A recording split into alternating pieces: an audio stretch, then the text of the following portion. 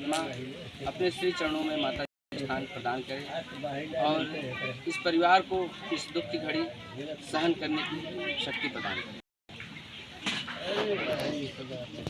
जैसा कि आप लोग जानते हैं कि आज हम सभी लोग ग्राम सभा सलारपुर में उपस्थित हुए हैं, माता जी की श्रद्धांजलि सभा में,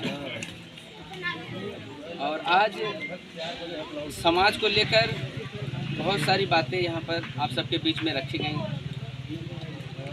लेकिन कारण क्या है कि हम लोगों को बार बार एक बात को दोहराना पड़ा। उसका कारण क्या पता है? ऐसे ऐसे युवा जो खड़े थे, जो दूर बैठे हैं, उनको कितना कहा जाता है, इधर आ जाओ, ए भैया इधर यहाँ इधर जा, इधर आके बैठा, लगाओ कथा बता लगाओ। हम लोग भारत देश में जन्म लिए हैं तो हम चाहते हैं भारत माँ के नाम का जयकारा हो जाए। बोले भारत माता की, बोले शिल्पकार समाज की। शिल्पकार समाज से तात्पर्य है जितने भी समाज के लोग अपने हाथों से काम कर कर आज सृष्टि ही नहीं विश्व को चलाने का काम कर रहे हैं, जिसमें बहुत सारे समाज के लोग आते हैं। मैं नाम बता देना चाहूंगा।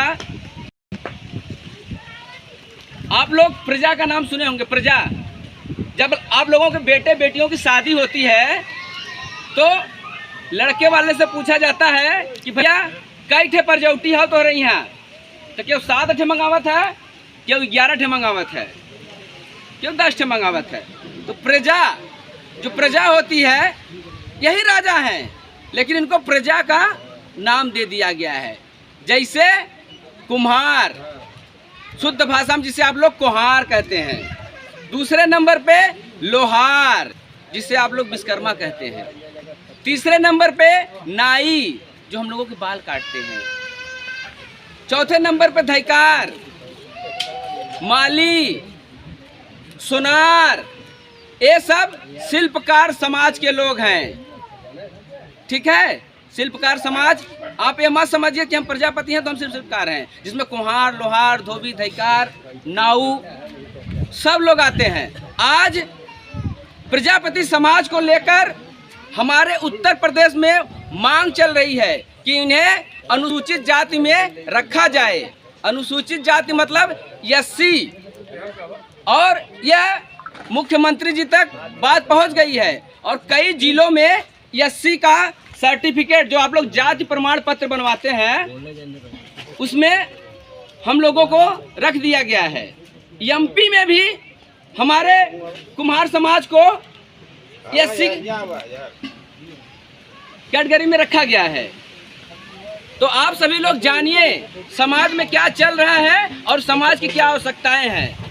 आज ये युवा हमारे क्यों भटके पड़े हैं? क्योंकि इनको अपने इतिहास के बारे में नहीं पता है। क्यों नहीं पता है? कि हमारे बुजुर्ग जो थे, हमारे जो पूर्वज थे, वो वैज्ञानिक तो थे, उसमें जरा सा भी किंतु परंतु लेकिन नहीं है। लेकिन कमी कहाँ रह गई कि वो शिक्षित नहीं थे। जैसे एक डॉक्टर होता है, एक कंपाउंडर होता है, एक इंजीनियर होता है, एक उसका हेल्पर होता है। तो हमारे समाज के लोगों ने, हमारा समाज कहने का मतलब कुम्हार, लोहार, धोबी, धैकार, नाऊ, सोनार सबकर बात करते ही सभी ने मेहनत किया, निर्माण किया, और आज विश्व बहुत आगे चला गया है, देश बहुत आगे चला गया है। लेकिन वो जो समाज मिट्टी का काम करता था, लकड़ी का काम करता था, जो है कि आपके कपड़ा धोया काम करता था, बाल काटता था, आज समाज पीछे क्यों रह गया? आज हमें पिछड़ा क्यों कहा जाता है? क्योंकि हम आगे बढ़ने के लिए हमारे अंदर से ललक नहीं पैदा होती है। हम यादव जी को नेता मानने को तैयार हैं, हम पंडित जी को नेता मानने को तैयार हैं, हम ठाकुर साहब को नेता मानने को तैयार हैं, हमसे जो मीठी मीठी चिकनी चुपड़ी बातें कर लिया उसको नेता मानने को तैयार हैं, दलाल को हम नेता मानने को तैयार हैं, बेईमान को हम नेता मानने को तैयार हैं, लेकिन समझदार, ईमानदार और जिम्मेदार को हम नेता मानने को तैयार हैं। उसका कारण यह है कि शिक्षित तो है हम, डिग्रियां तो हमारे पास MA BEd BSc हैं, लेकिन हम सामाजिक रूप से, राजनीतिक रूप से पीछे हैं। इसकी वजह से हमारी बात कहीं सुनी नहीं जाती। आज अन्य समाज में कोई घटना होती है तो तुरंत FIR से लेकर उनको न्याय तक मिल जाता है, लेकिन आज यही पिछड़े समाज के लोगों के साथ हो जाता है। हम झुंड में खड़े रहते हैं, शासन प्रशासन भी रहती है, नेता भी रहते हैं, वहाँ मीडिया भी रहती है, लेकिन आपकी बात नहीं सुनी जाती। सरकार तो आती रहेंगी, सरकार जाती रहेगी, पार्टियां बनती रहेंगी, पार्टियां बिगड़ती रहेंगी, लेकिन सामाजिक परिवर्तन निरंतर होना चाहिए। कहा जाता है कि परिवर्तन का दौर है, परिवर्तन का दौर है, परिवर्तन सबको चाहिए, संग खड़े हैं आपके साथ, आप लोगों का चाहिए। सिर्फ आप लोग साथ दीजिए साथियों, ज्यादा कुछ मैं नहीं कहूंगा। सभी लोग बुद्धिजीवी हैं, सभी को पास विवेक है, लेकिन अपनी लड़ाई स्वयं लड़िए। आप दूसरे को नेता नहीं मानते, मत मानिए, लेकिन भैया खुद नेता बनने का प्रयास करें। नेता का बनने का मतलब ये नहीं है कि भैया आप जाके दूसरा काम करें, दूसरे काम घर लकड़ी लगाओ ना। नेता बनने का मतलब है, जैसे आपके घर में कोई झगड़ा चल रहा है, आपके पड़ोसी में कोई झगड़ा चल रहा है, आपके समाज में कोई झगड़ा चल रहा है, तो उसको आप बैठकर समझाने का प्रयास करिए। हर आदमी बाहर जाकर नेतागिरी कर लेता है, अपने गांव में, अपने घर में उसका क्यों नहीं चलता है? क्यों पता है? क्योंकि अपने गांव घर में ध्यान नहीं दे पाता है वो। तो अपने घर से शुरुआत हर चीज की होती है। आप लोग समझदार हैं, जिम्मेदार हैं, ईमानदार हैं साथियों। इसी के साथ तैयारियां हो चुकी हैं, सूचना आ गई है। देखिए, मैं सर्वप्रथम बड़े साथी हमारे यहाँ पर उपस्थित हैं, ग्राम सभा बकिया, जोड़पुर, मड़ियाहूँ, जौनपुर के कई जगह से लोग आए हैं। लेकिन सोचिए, सलारपुर ग्राम सभा है ये, सलारपुर में कितने लोग दिखे आपको? 10 लोग। इसको कहते हैं जागरूकता की कमी। और समाज दूर से चला आया, लेकिन अगल बगल वाले हमारे पास पड़ोसी नहीं आ पाए।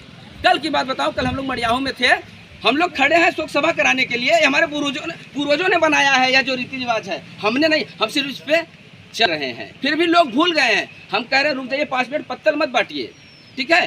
थोड़ा सा भाई आए हैं, सब लोग शोक सभा में आए हैं, तो खड़ा होकर 2 मिनट की आत्मा की शांति के लिए प्रार्थना करते हैं। यही रीति रिवाज है ना, ठीक है? लेकिन जब समाज में नहीं आएंगे, जाएंगे, अगर कोई मर गया वहाँ जाके आप डीजे बजा के नाचेंगे, कैसा लगेगा?